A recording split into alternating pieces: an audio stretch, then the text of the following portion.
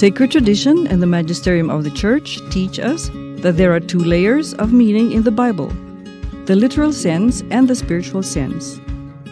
The Catechism of the Catholic Church, number 117, explains the spiritual sense.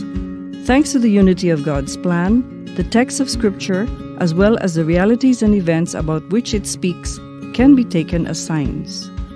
The spiritual sense is further divided into the allegorical, the moral, and the analogical sense. The allegorical sense helps us acquire a more profound understanding of events by discovering their significance in Christ's life. For example, the crossing of the Red Sea is a sign or type of Christ's victory and also of Christian baptism. The moral sense indicates how we are to act.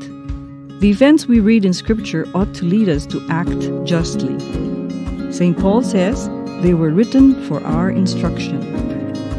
The analogical sense allows us to view realities and events in terms of their eternal significance, leading us toward heaven, our true homeland.